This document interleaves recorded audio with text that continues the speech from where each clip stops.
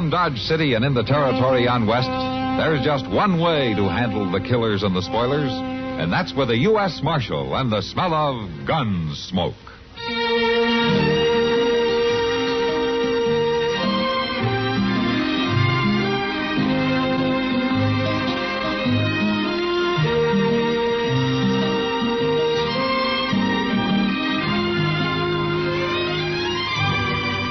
Gunsmoke, starring William Conrad. The story of the violence that moved west with young America. And the story of a man who moved with it. I'm that man. Matt Dillon, United States Marshal. The first man they look for and the last they want to meet. It's a chancy job, and it makes a man watchful. And a little lonely.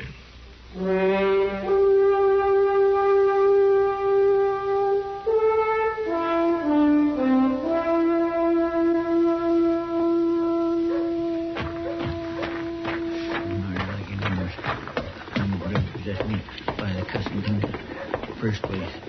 Good way to get you. Mr. Dolby? Good afternoon, Chester. Hey, Mr. Dolby, I ain't got no time for no idle talk. I want to see that drummer. What drummer is that, Chester? The one that sold me that derby hat the other day. The one with the gold tooth in front. That drummer. Now, Chester, you know I can't let you go around bothering the guests of the Dodge House. I got a right to bother him. That cussed Harte hat he sold me like to kilt me. Oh, now, Chester. Well, it did. I wore it yesterday for the first time, yesterday being Sunday and all. I know what did. And that sudden shower come up and... Well, I couldn't get that hat off of my head. It was stuck on there, pressing in on my brain something terrible. Felt like everything was being ooched over all to one side, giving me an awful headache. You should have had better sense. Well, Doc said it was a very delicate operation. Operation? Yes, operation. He had to cut that hat right off my head. He said if it'd been on any tighter, he'd have had to chloroform me. Oh, for heaven's sake. It's the gospel truth. My. Pardon me, gentlemen. Well, sure, ma'am. Oh, something I can do for you, Miss Milton? Well, I don't want to interrupt. Oh, my land, don't you worry now about that. I'll just leave her have her say, Chester. You speak right up, ma'am. Why, I was wondering if either of you gentlemen might know a friend of mine. Well, I expect we know everybody in town, all right. Well, I heard he was somewhere in Kansas. His name is Matt Dillon. Mr. Dillon? The Marshal? Well, then you know him. Oh, Matt Dillon's the Marshal of Dodge City, Miss Milton. The Marshal? Bother with me. Oh, no, ma'am. Oh, I know he'd be proud to. Now, you just let me tell him you're here. Well, if you know him... I should just say I do. How very interesting, Mr... Proudfoot, ma'am. Chester W. Proudfoot, but nobody don't use my last name. All right, then. Chester, I wonder if you'd be so kind as to take a message to Mr. Dillon for me. Oh, you bet your boots, ma'am. Yes, ma'am, I sure would. Would you tell him Miss Dolly Milton is here from Texas, staying at the Dodge House, and that she'd be pleased if he'd find time to call on her? Yes, ma'am, I'll do that, Miss Milton. I sure will do that. Thank you for your kindness. Good afternoon, gentlemen. Good afternoon, Miss Milton. Afternoon, ma'am. My, she sure is a pretty little thing. Now, Chester, about that drummer. Oh, my gracious, Mr. Doby, don't bother me about that drummer. Can't you see I got something important to tend to?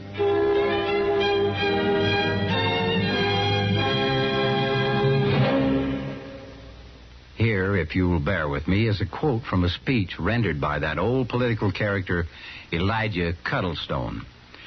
Now, I mean to say, tell you that is, that this man is a radical, mind you.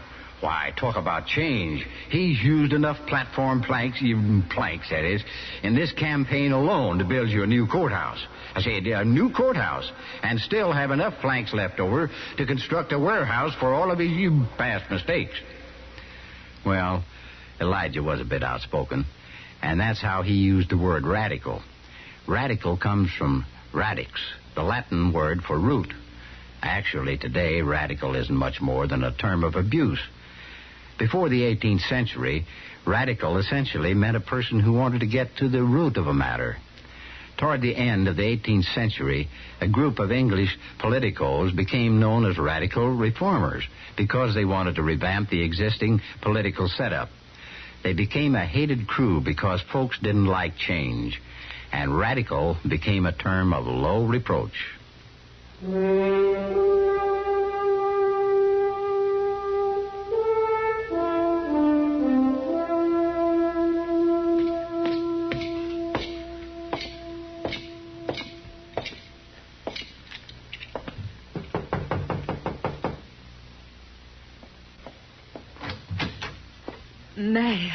Matt Dillon. Hello, Dolly. How wonderful to see you again. Oh, it's good to see you, too. Oh, please, come in. Oh, thank you.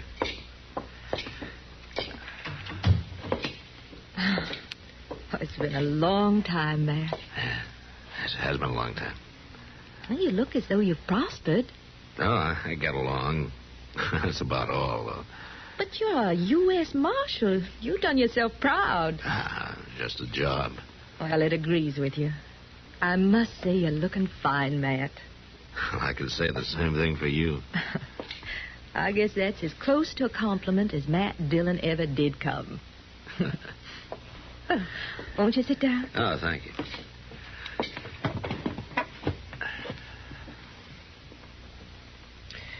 Well, what are you doing in Dodge?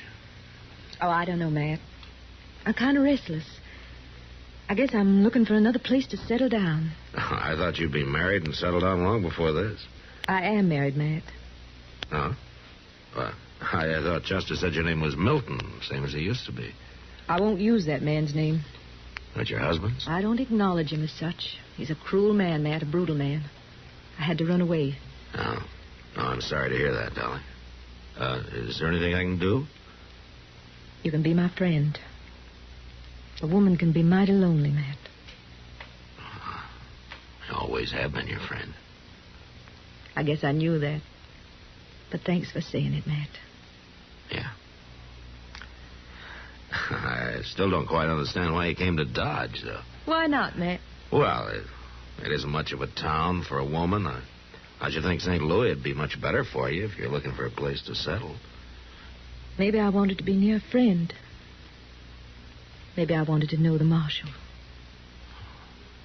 Sure. Well...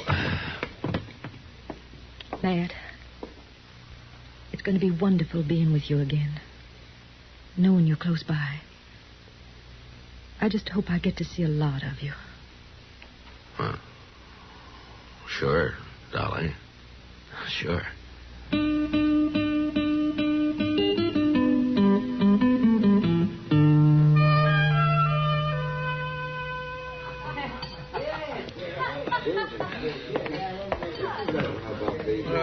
Hello, Miss Kitty.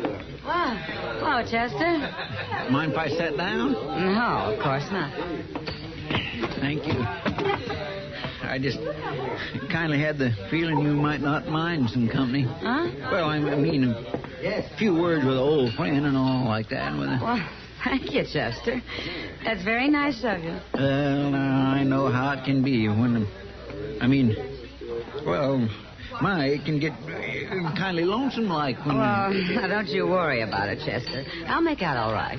Well, sure you will, but I swear I don't know what's the matter with Mr. Dillon. Oh, yes, he's got a pretty face and all that. Well, there's nothing the matter with him except that he's a man. I guess you're right, but I sure do wish You sure wish he'd what, Chester? Hello, Kitty. Nothing, Mr. Dillon. Hello, Matt. Well, guess I better get on back to office. Oh, what's your hurry? I got a feeling there's something I forgot to do around there. Goodbye, Miss Kitty. Bye, Chester. You mind if I sit down? Go ahead. Well, you look about the same. Haven't changed much. Oh? What does that mean? Since I last saw you. Now, Kitty, it's only been 3 or 4 days. They tell me you've been busy. Yeah. She's very pretty. She's an old friend, Kitty. I'm sure she is. Yeah, she's in some kind of trouble. I haven't been able to figure it out. It's something to do with a man. Is that a fact?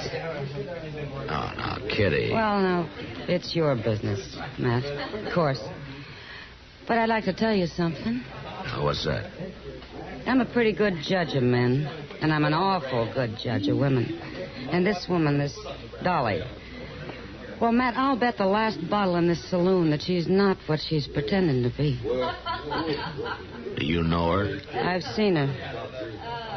That's an awful lot of whiskey to bet on somebody you never even talked to, isn't it? The bet still goes. But I guess you'll have to find out for yourself. Yeah, Kitty. I guess I will.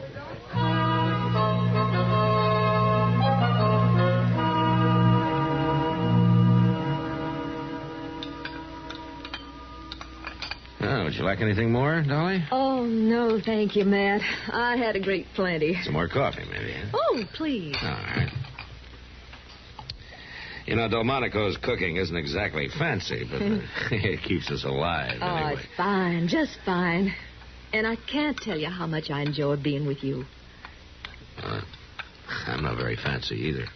No, but I don't have to be afraid of you, Matt. I don't scare many women. Some men do. Some men scare 'em and hurt 'em. Like your husband. Yes, like my husband. Oh, Matt, I can't bear to think of the terrible things. Well, you just better forget them. All men aren't like that, you know. Oh, I know. And you're a great comfort to me. Matt, you'd know if there were any strangers in town, wouldn't you? Well, I usually know. I know for sure if they get into any trouble. And you'd know about people moving near here, too, wouldn't you? Living out in the country. Yeah. You'd know where to find them, wouldn't you? Are you thinking that maybe your husband might follow you? Is that it? Well, I can never be sure. But you'd protect me, wouldn't you, Matt? You'd stand up against him. I'd have to know who he was first. I guess I ought to tell you. Forgive me, Matt. I had to be sure I could trust you. Oh, hello, Matt. Oh, Doc. Yeah, Miss Milton. Hello. Oh, well, I see you're just finished. Oh, we are, Doc, but you're welcome to sit down with us if you like. Please do. No, thanks. I think I'll just have a quick bite and turn in. A rough day? Well, it's been a messy day, Matt. I had to treat a badly injured woman out at the Meadows place. Meadows? Oh, what happened to her? And she fell off a ladder. She lost her baby, Matt. Smashed a couple of ribs, broke her arm, and bruised from head to toe. It was a hard thing. Doctor, do they live near here? It's due west, a couple of miles. They're new. They haven't been there long. You need any help? No, I don't think. The husband says he can handle it by himself.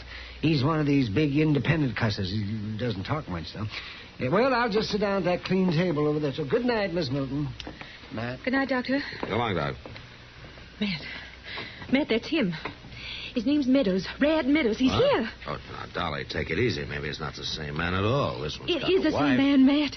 And that woman, she's not his wife. She couldn't be. We're pretty far away to be sure. I am sure, and I'm sure something else. She didn't get hurt falling off of any ladder. He did it to her. Dolly, calm down. Look, I'll take a ride out there tomorrow and look things over. He should be stopped. He should be killed. He's a terrible man. Dolly. Matt, I'm frightened. Well, just don't worry about it, huh? Look, I tell you what, you stay right in your room till I get back, and nothing will happen to you, huh? All right. Yeah, come on now, and I'll see you to your hotel.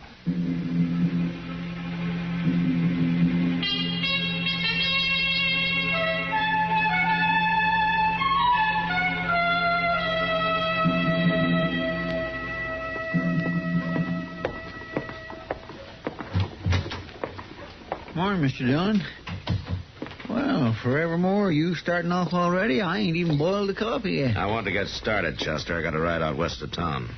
Oh, following Miss Dolly Milton again? What do you mean? Well, she headed off west just a few minutes ago, driving a buggy as neat as you please. Huh? Are you sure of that? Of course I'm sure. Ain't nobody else around here looks like her. Well, why in the world would she be heading out of town all by herself at this hour of the morning? That just don't make sense. I'm afraid it does, Chester. Come on. You mean you want me to come along, too? Yeah. Well, but I thought you and Miss Milton... I said I wanted you to come, Chester. Now put down the coffee pot and go get the horses. Yes, sir.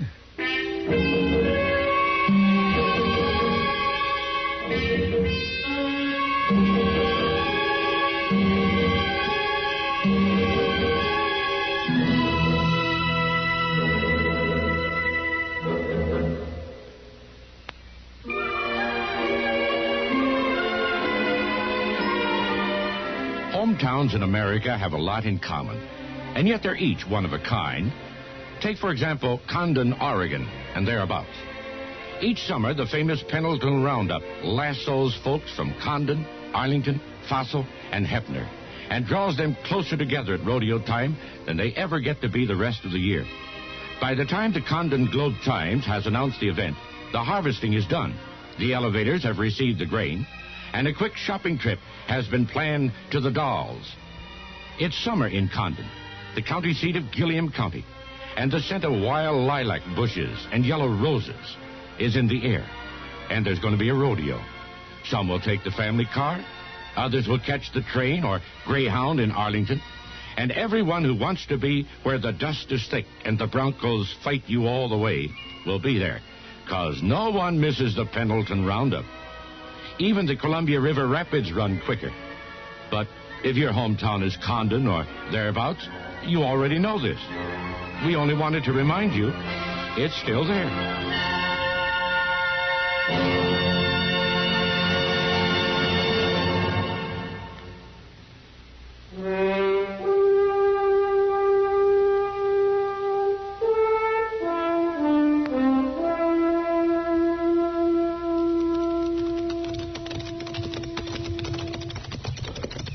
I swear I don't understand, Mr. Dillon. If she's so afraid of this Rad Meadows, why'd she come out here all by herself? That's what I hope to find out, Chester. Looks like she got here all right. There's her buggy out by the barn. Yeah, well, it's right over there.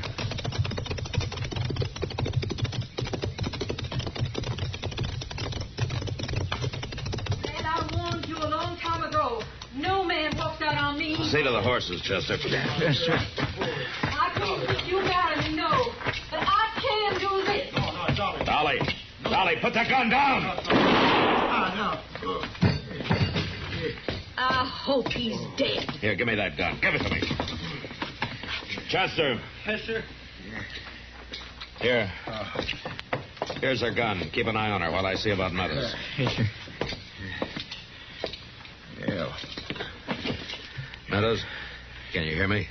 Did you come with Dolly? I'm the U.S. Marshal from Dodge. Do me a favor, Marshal. Get Dolly out of here. Chester. Yes, sir. Take her out to the buggy. Come on, Dolly. I'm not going to stop trying, Rad. Not as long as you live with any woman but me, you hear? Next time I'll kill you. Come on, get moving, Dolly. I gotta get into the house. Gotta tell my wife I'm all right. Meadows. Huh? You never were married to Dolly, were you? Oh. No, Marshal. She liked to chase me all over Texas, but I never felt that way about her. And she never forgive me. Yeah, I see she didn't. She claims that you treated her pretty bad, that you beat her and all that. Oh, to tell you the truth, Marshal, I never even touched her. I think that's what she couldn't stand. Yeah, maybe. I don't ask you to believe me, Marshal. There are ways of checking. Folks down Texas way will tell you. She's pretty well known down there. I think I do believe you, Meadows.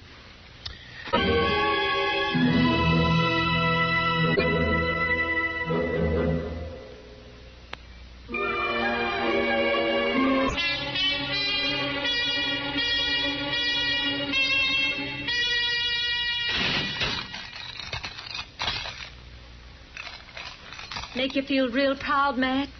Locking a woman up? Nothing about this makes me proud, Dolly. You were mighty silent on the way in. And I was just thinking. Thinking about how you were taken in by an old friend? Yeah, maybe. Well, you're lucky, Matt. When I first heard that Rad was up this way, I had in mind you might do my shooting for me. And I might not have been quite that obliging, Dolly. Once I found out just where he was, I wanted to do my own shooting. What are you going to do with me? I'm not going to do anything with you. I'm just going to hold you until Meadows gets well enough to decide whether he wants to sign a complaint. And that'll be up to the jury. Are you really going to leave me here? Yeah, Dolly. I really am.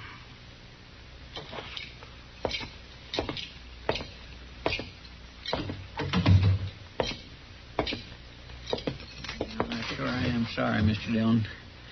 I know this must go kindly hard for you. No, that's all right, Chester.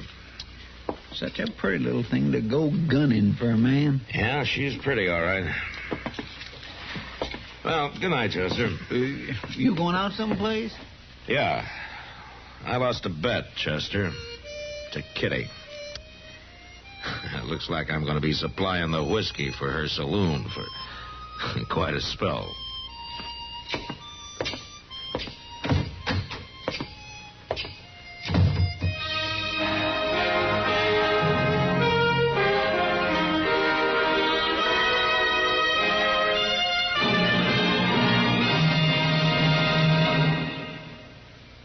May I have a moment of your time to quote from a speech by an old political character, Elijah Cuddlestone? Thank you. And so I say that my opponent is, he's a mugwump. Mugwump, that is. In 1936,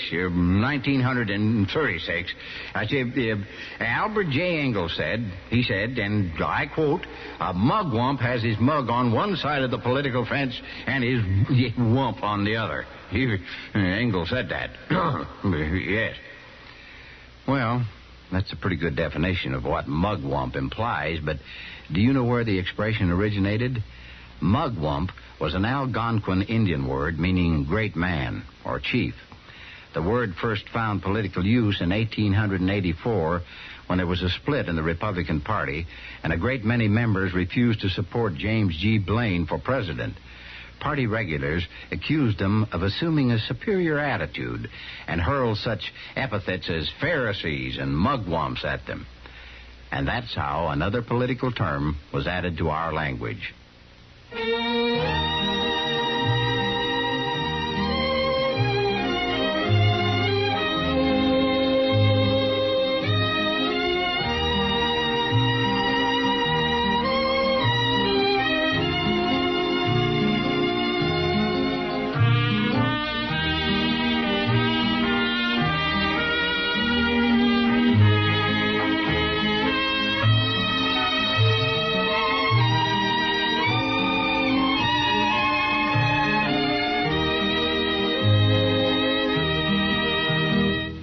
Gunsmoke. Produced and directed by Norman Macdonnell. Stars William Conrad as Matt Dillon, U.S. Marshal. Featured in the cast were Parley Bear as Chester, Howard McNear as Doc, and Georgia Ellis as Kitty. George Walsh speaking. Join us again next week for another specially transcribed story on Gunsmoke. This is the United States Armed Forces Radio and Television Service.